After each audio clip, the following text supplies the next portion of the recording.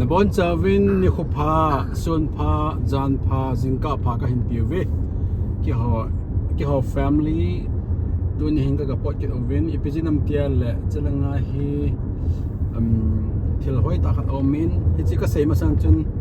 in langa hi ki hille in langa jong hi tunya ka bol na bang hoi ka bol na ma hi in aje chu in langa hi galji a athi ho amolim ho ki voina ho jang ka visit nom bolte di ka bol no ma hi in hi bangin amuna ki hiloji in ma ki bol thei po in line na omin lungset se movin tu jong hin ikitha na ho ikibol na ho sumilin ki cham ta bang em ke ta na hin la pu na ma jengin society hi pi ti momong he tam lung khamamin lungdon omin imalai ki bol thei po in tauna in kan kop jingovin in langa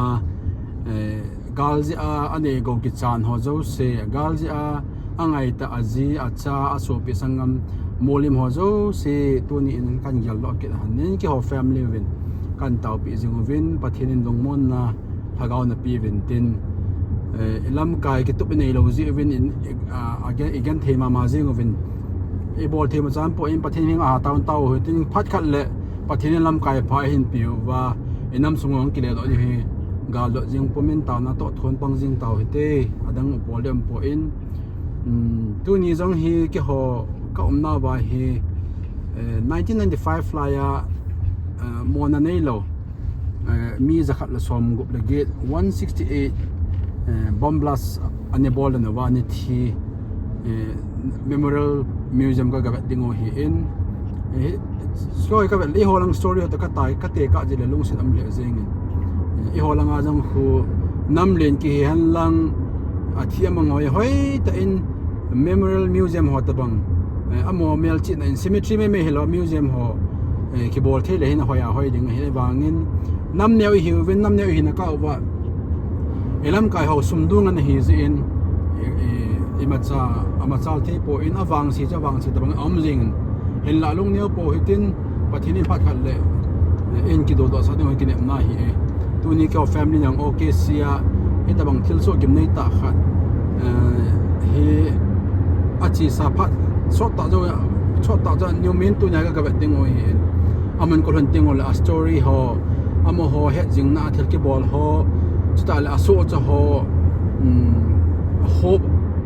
hope anei na diu healing anei ni de thil ki bol ho kan da sa diu he tu in ka china wa jong lam kala king apa na ho video kan bol le ding o hinten aban ban ni vetau hite America gam nok ka sa na khat hi lampi kon sia su umlo ichina zo sia sa ta mumang ke ya zang ke lampi ki sim hi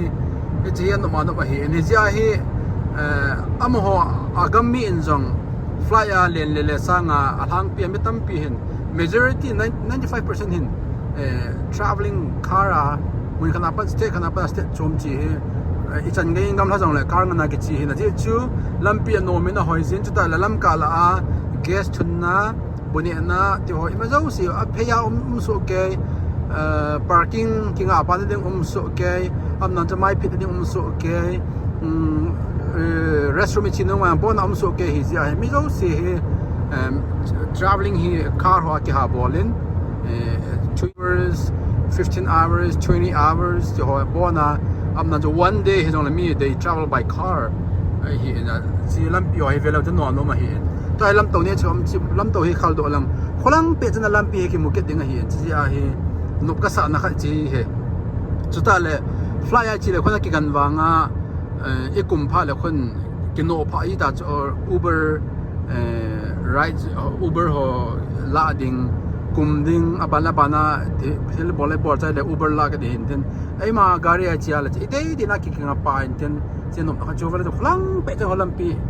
dim jing na sa ta ki muta cho chi hinop ka sa na kha de he tu hin okay si ka pha wen thau ka ki thun pa in thau hi chalanga ki mande wen ki olanga sanga de ka ki thun pa hi in ama ni no cha sunga amen si quick trip he ma zo si ni ding hoyo si jai kim se la he thao hi ta hi a station zenga ai man ki thun zenga hi in che unleaded hi in plus premium hi in ke unleaded ka ki thun je man tam ngai poi thao hoa full ta in to hi memorial lut masanga chu restaurant athil ne pa ding ka tiu he je chu memorial a chu phat ka su mang dui phat ka lot a so lut je a chu ke va ma sa in tin ban le nok ta va ding ka ti hin kai ka chi ka deu tai agon ten nu cha ka mo te to kham be sa kha be ka la do an he to na pa na hi agon hello OKC downtown ka Long Tau Vin go lang pa no osal he zing and I zing na chang se en ta lim niaw cha cha kan la ding first we'll go to a restaurant Chinese restaurant there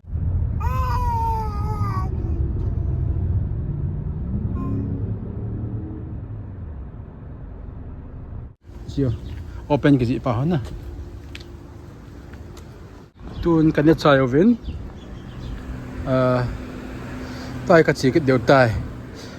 a kom thi ai kan ni o hen nai cha for just 4 minutes hi in ka chi diu chu to hi kan ne chai ve mani nu cha ke chi manin cái chị là ta hay cái chị đây ta về không ăn đâu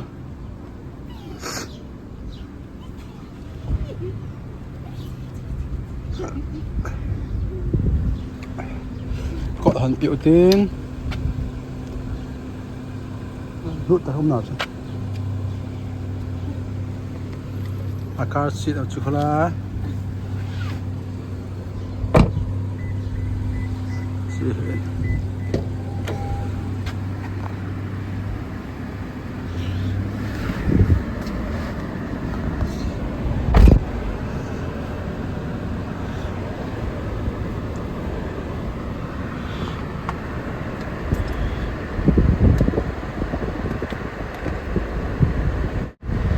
map sure. Let's go. 5 minutes.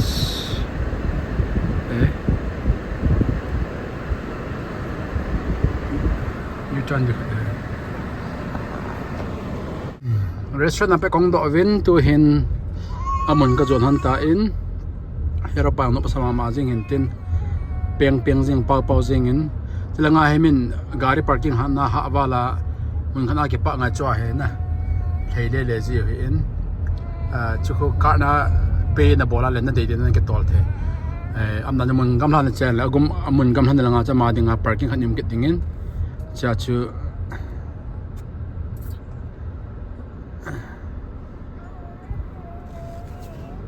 le to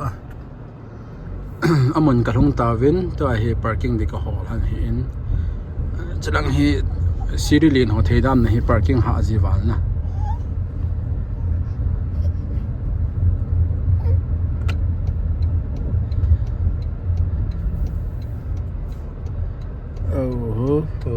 where is the parking?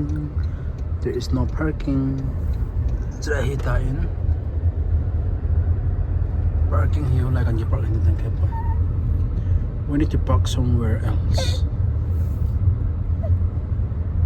Car parking home parking the kitim jo a here na.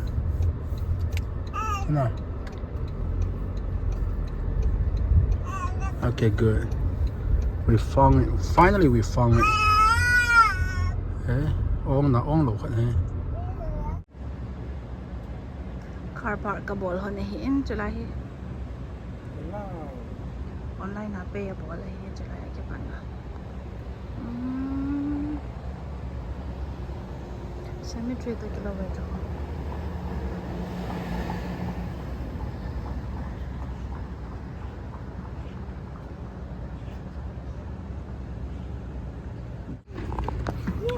tôi cái chai ovin mà tay yêu get cái gì trên hết nằm hết chai cái chuyện điên một nồi hi 1995 19 April nia hi Federal Building mà hi Timothy McWay cái khát này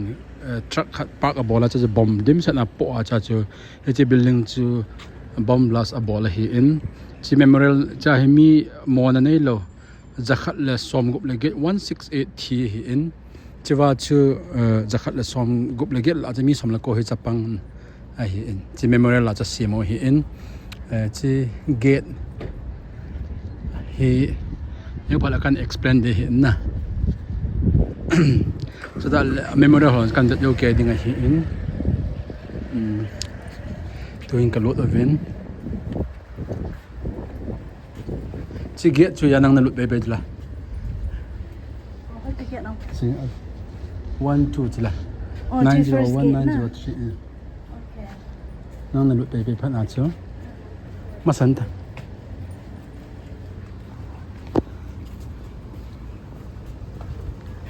a chi ni lo ding a hong wrong way a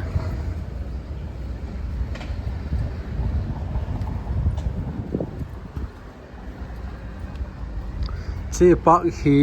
Lungset ta park hi in Timothy McWay hi ama USX ex-army hin la jin ewangin ma terrorist a ki se ya dai mi si ama sa pen bela aban man explain kan bowling hi in ama sa pen in hichi hi tona ke do hoi veo ten na si tona ke do hi zakhana patna somgup 168 chan ke do he zakhana somgup legi he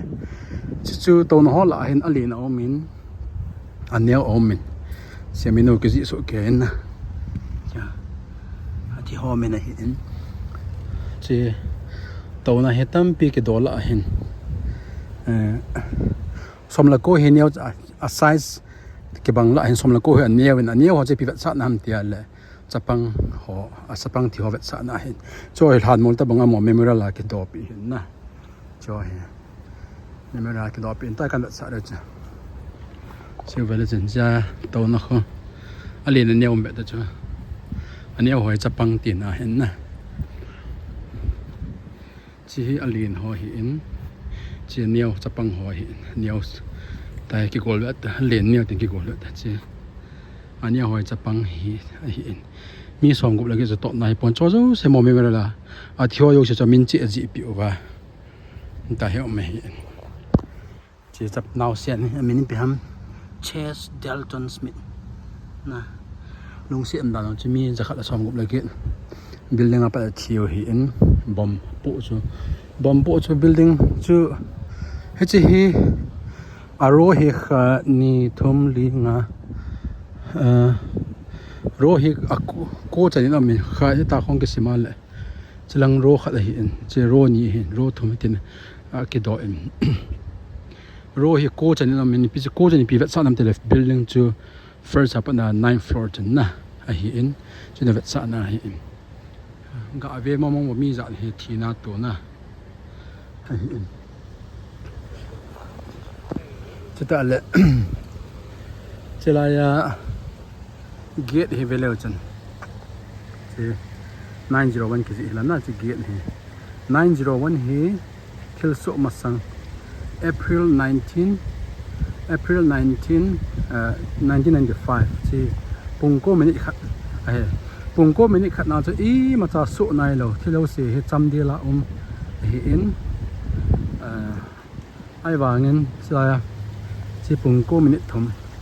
chi memorial chi gate yan hi na chi Thilsoh zo hi chi pungko minute thoni Thilsoh zo chi pungko minute khat he Thilsoh masang hi in minute khat se a chu mi he za den thina to hai minute khat se mi za den thina to a 901 na chu bampo 901 che ma cha pu nai lo 902 bampo a mi zo si mi da khala som gup lage thi a 903 a chu rescue ho na rescue team ho hung na to pano sa na bo lo hi in chata le chewa pon ta banga ke sim hi che vadong ta banga ipiti se de pa pon ho ipiti se de ma ta e pa tuilung ga tuikul tuyom na de ta de na mi thế đấy hết chi tui này hi vật sát là chơi hiền lệ thì họ yêu là ngắm mi thì phải là mình khát bằng thì bé kiếm gì hơn nè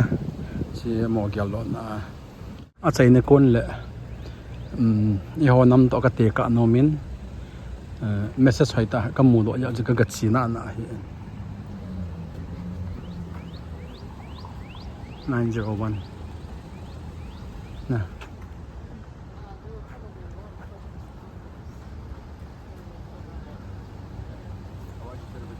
sẽ bang họ hay về là chân nè update đó coi hơi sim lâu coi hơi mình này ta cho nó sẽ mi nó hú độ gì ở mò già nè gel độ nè coi hơi sẽ bang họ cái mỏ coi hơi lo mình này ta coi hơi sẽ xí điện độ bây giờ xí điện ta bang cái coi ham ta làm sẽ bang anh bom xì họ chân nè chỉ sai color painting yang lâu mà hi bang bang coi abanin porn ke explain ta en chi mo bana get ten ke explain ta in chita la thing phung kha kan sa deu he en tu ni cha he chi ni khwa chu thing phung khat long chu a se tal le a se sit dai ba nga chu thing phung chu hing na lai na he chi phat na cha mo ni chi thing phung chu hoi ta a janova tu chan ge ko yo hi in he chi pi ba sa nam ta le it's healing hope om na lai ti ba sa na a ko yo hin chi thing phung he na lena len bom chân là xe tàu để ai bảo ngài hình hạ mà mình thấy hình na hình na lại giờ chưa mọi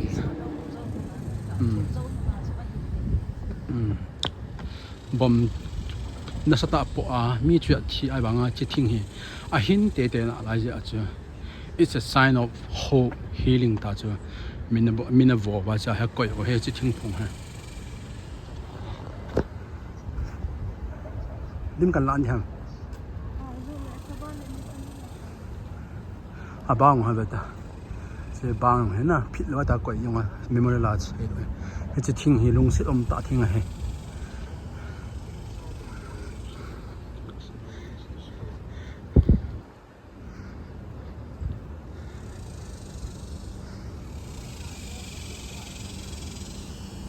cha to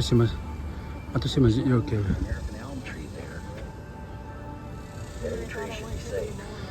cho ta là hết chi bom bộ sa pa ni pi ngai tu mo ke he na che thing hi ta len ta pata 95 fly chu neo cha ya na to sim ho cha le ke chi today's new survivor tree chi he na about memorial inside the memorial about memorial na to sim hiện normal chỉ tọa cái niệm là survivor tree he na chỉ ya chỉ này xây tạo cho gì chẳng survival wall hay chẳng hiện nay chỉ reflecting pool là do cái xây chứ na gate 901 gate mà cha 903 mà reflecting pool cái gì chứ na 903 gate cái gì chứ chỉ thì họ cho hay à chẳng hiện cái vật cái survival wall hay na chung hiện tên museum entrance museum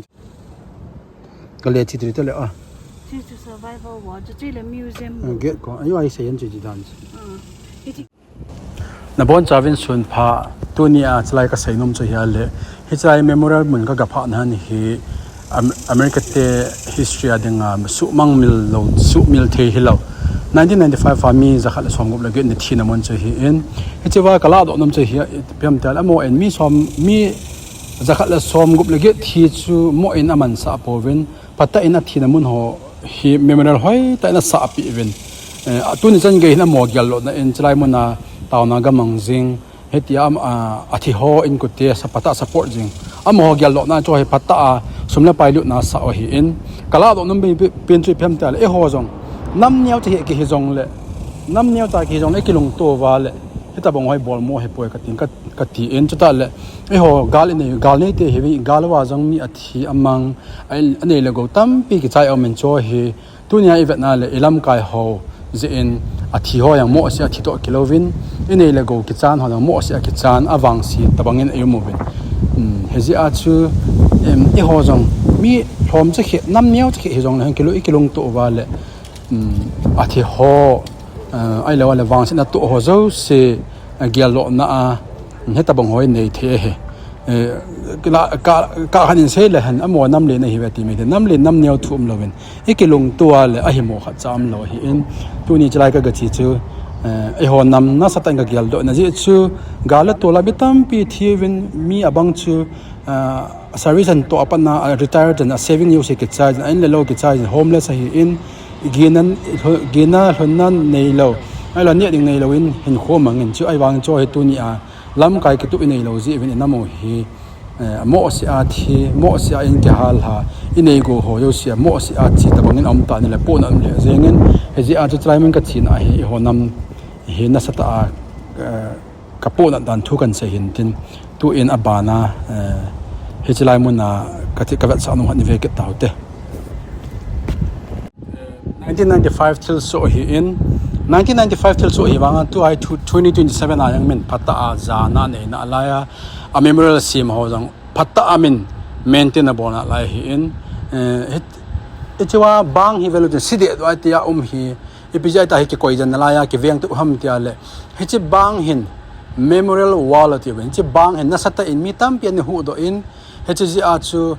mi ho hu do na honorable na chi bang hi koi jing na la hin tu ni chan ge ya chi tu nya ka chi do chai ka chi a na sata ka po na chi pem ta le amo chila ya mi zakhat la som gup le ge thi ho hi anama dinga thiang hi povin mi phat lo ji a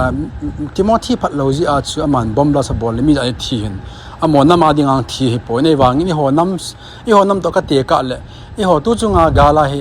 nama dinga thingan chang a hi in henla nama dinga athisan phal ani ego ki chai ho zo si he lam kai ho sum do ji in lam kai ho amo ama chang de ki vet ji evin a thi ho yang mo si a thi dan amin che po na nam le zengin sailing on kg point hinla pathinin phai khat lewang hin ki le do sa le ti he ka taw na a hi to hi museum asunga wang hi pp om ka hanai po in asung hi kan vet ding hin tin he chi to sim hi Reverend Dr. Kun Hugin hapa hagin in say pia ka hiat hi in cha chu ka visit hi in maba na yang tabanga khil tu sim hoi ta i hel wa le nan share la ka visit ji thei he sama ma jing ka cha pa yang abinga san to liu jing kan li piang ngoi tiap jing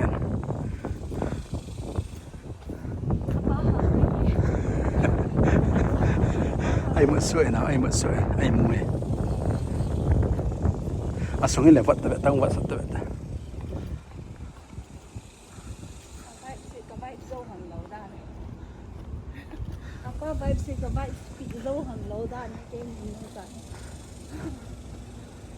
nó à cũng phải là tự vệ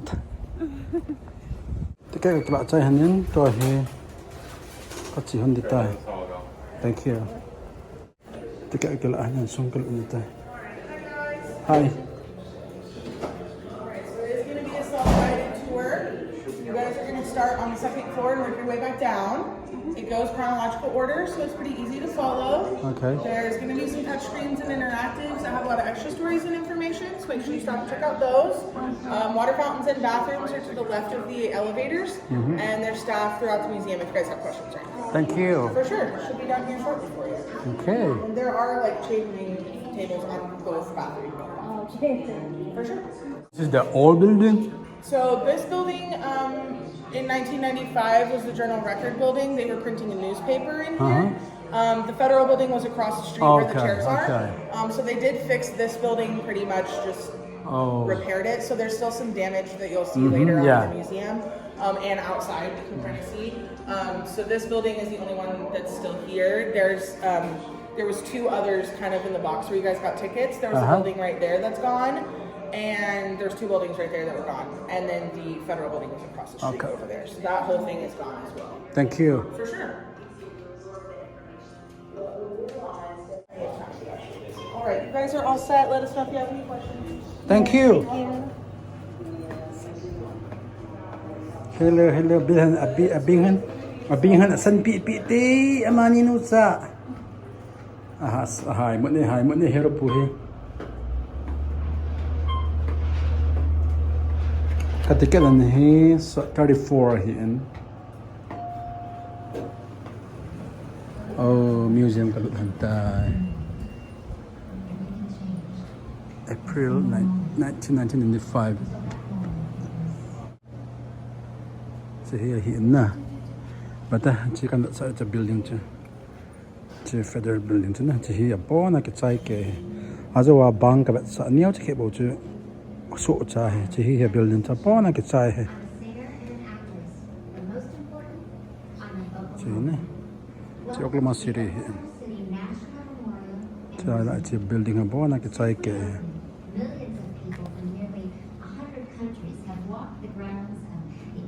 món nam lộc hiện là cái trái cái building hi floor coat cho nó hay bỏ na cái trái cái chứ ngon à xe tạ nè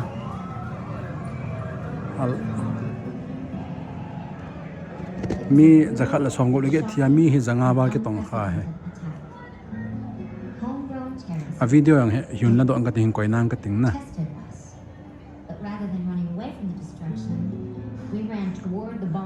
ikha echi bom gari aga nga pa wang he 11 July 2001 jan athat tawe building cho bona ke chai ke bang khat se mo he chi truck ne na chi truck nga he bom ke nga sa pa pu chi truck nga pa na chi dim sa da bom pu sa pu ke 4,800 pounds of explosive. nasa mo no chi na 1995 là itu ta bang building tung do thai chu itana house adan federal building here government ach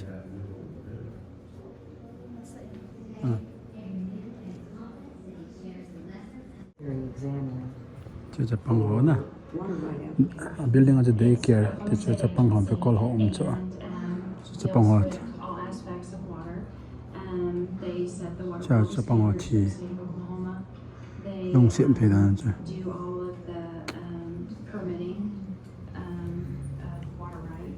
Chang he zao he building ki chai na cha Japan I remember getting up that morning and going to work.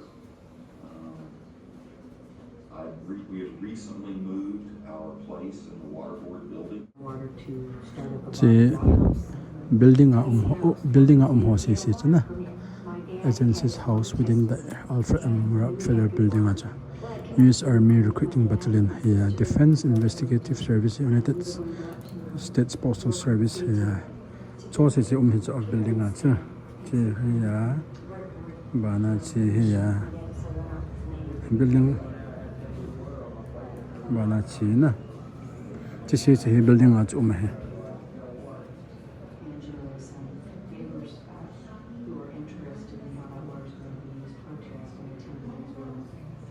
We had a neighbor that was very concerned that if we was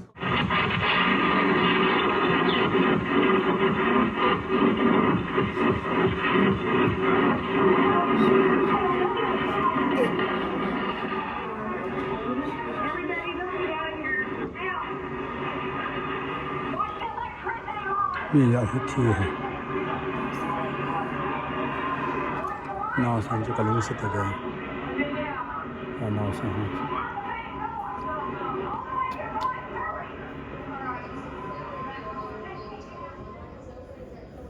please exit through the sliding double doors.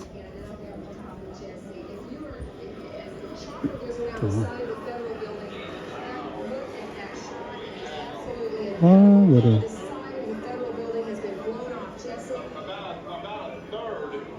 About a third of the building has been blown away, and you can building cái size như smoke and debris and fire on the ground, downtown on the ground. It's devastating, and we are uncertain what caused the explosion this time. It happened around 9 o'clock. The zone as far away as Channel 9. That's good, at least 5 miles from downtown.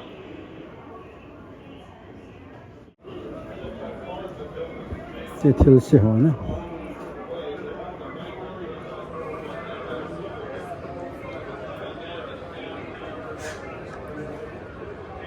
Thilsoh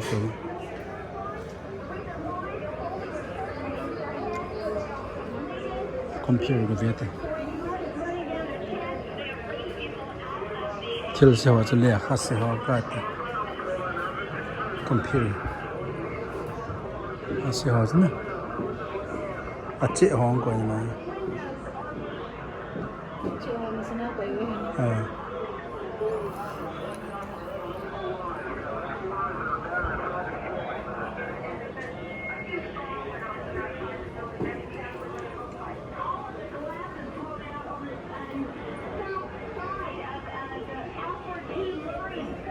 ยัง记得天个在导致出来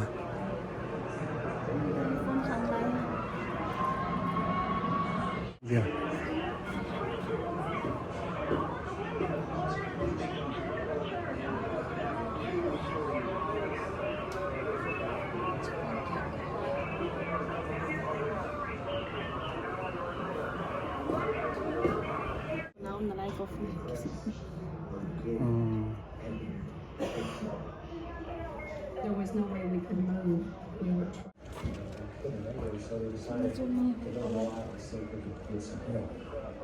so cha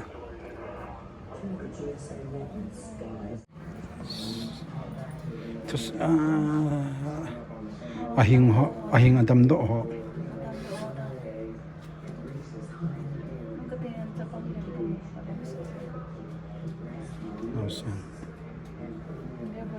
no sen em mình ho na kho occasion bona amde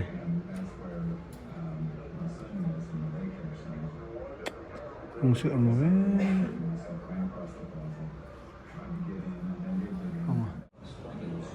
sama cho quậy hing de mona so cho yang ko ki su sa de be da chứ ai ông say cho mi tam pi kho mu ta lo na hin wang a mi tam pi na ngong ta mi tam pi agu bang ta gu chang bang ta tam ai pi ham ui cha cho mi ho sa ha rescue dog và ta chú có mày là cậu na cho cái thằng ba in chỉ cậu chỗ cậu qua cho ba in là pan lạ đàn này một pan lạ đàn này nó xem chuyện này quỷ độ cái xây một tại vì cho ba một cái buồn hả cho ba thì lim cà pa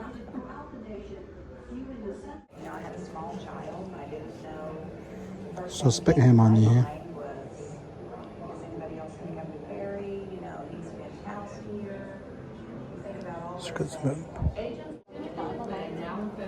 handcuff chỉ ba hi bom số bộ ba cha xong rồi làm chi kẹo này là xong rồi ăn quẩy này là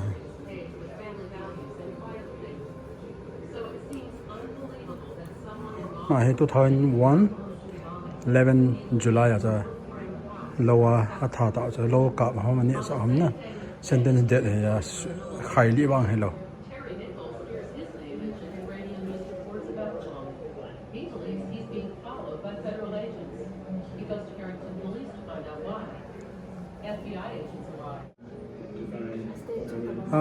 nào trên hồn đồ paste chú chỉ khô mà ya na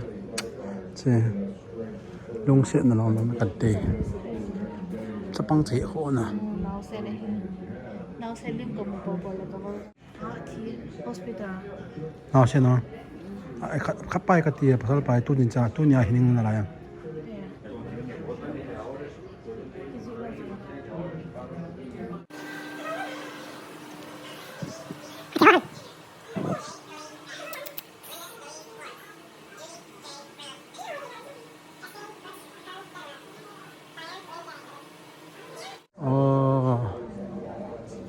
oh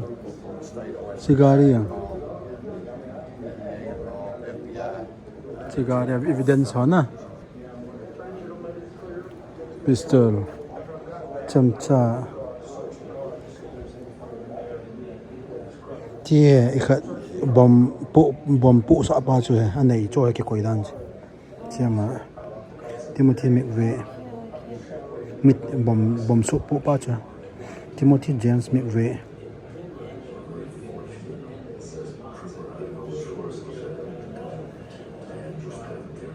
cho hem an nei dan a ke po na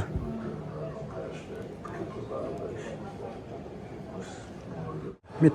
bom pu sa pa gari dan cha evidence on Oklahoma Highway Patrol bet cho met wa cha na cho ke koi dan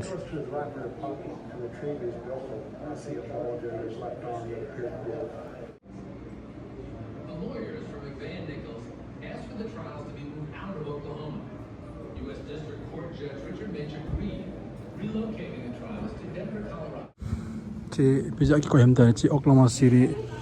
Memorial and Museum te to partnership hin ana chị coi hiện chị hiện giờ à cha hay cái chị sát riêng anh chị 903 minute thum na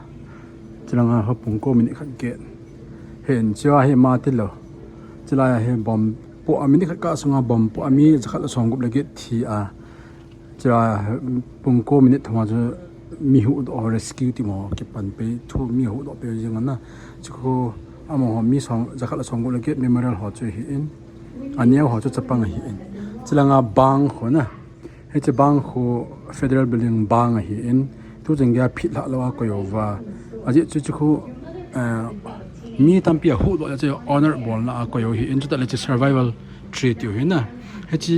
chi thing phung hi chu banga bom po a mi tam piang thina to ta wan chi thingpung niaw chi ani hi a ne hin hin jing a chu chin it's a sign of hope and healing ta chi thingpung pata a jem wa tu ni chen ge ya hi ta wang he mi nin ki koi na koi bu te lo je yo na ya ka ga sa chen na chu he mas han ta nang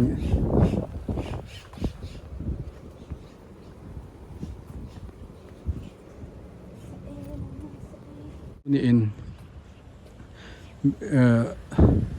amo ho a ko na lesson learn do the ju ko ipamiti ale e ho nam ho a e ho gal ji a thio hi nam ngai lu ji gam ngai lu ji a thinga na hi in henla a thi na ho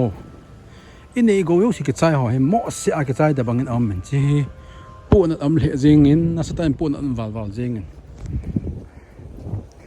nam neo cha ke jong le mi hom cha ke jong le kilung tu a le mi za a ki changin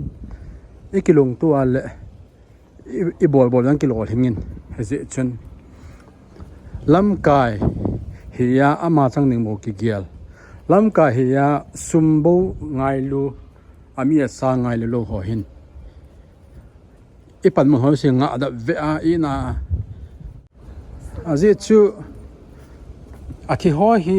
tu chunga I ho gala thi ho hi mi man turta mi man tam ta ngan hi win en la ima aman lut dan ho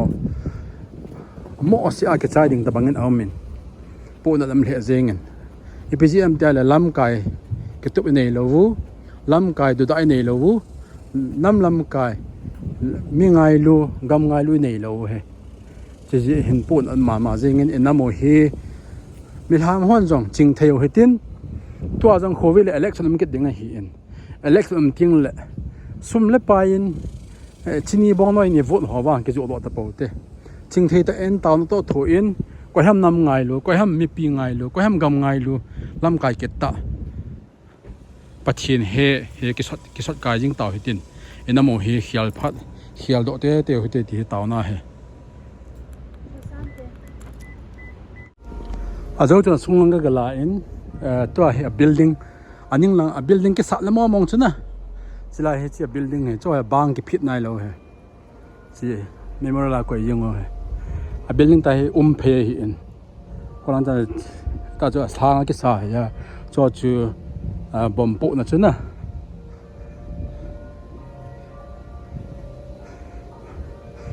chi hangai building a building hangai ni ya bona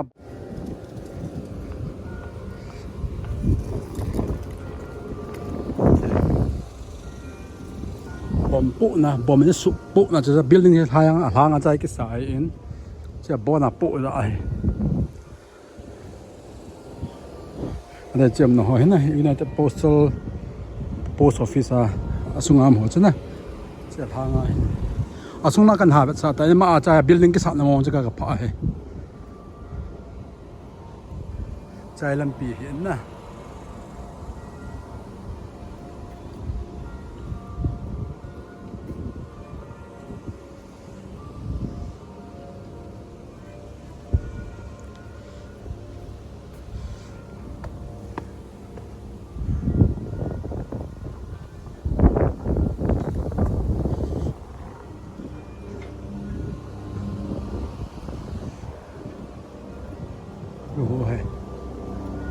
building a bang ho bona kha cha phit lo he cha pa na na cho bang ho chun lai cho 1995 bomb blast building bang ho chun lai hin a building chal hanga chla hi area hi na bona dan ko tan ma hi in a bona che ki chai de a bang khat bo se ma hi in cha bang chu memorial ding koi vin chi mi thio cha veleng kap king ka te thiếu bên mình rồi nè, cho nên anh nhiều hồ khu chập băng, size cái món nhiều hồ chập băng hồ nè, chú hiện tu in, sử dụng sắp sẽ in, cái chỉ tang ấy, cái trang là building chung này là cái sạn nè, hàng ngày time gì à, building cái hàng ngày time hay, sẽ hội nói ta khát omin.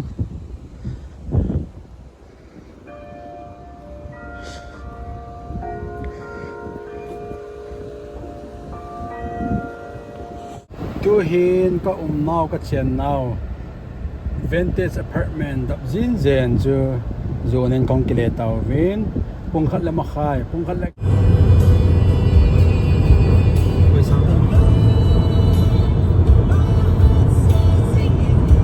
lần pi sau ta có rồi lần này gari mai hỏi ông nhiều hơn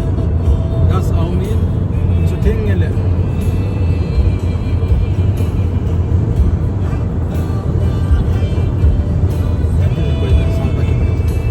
lần đi sau đó nó có biết đâu việc của sao sao có làm bể thế này mong cái gì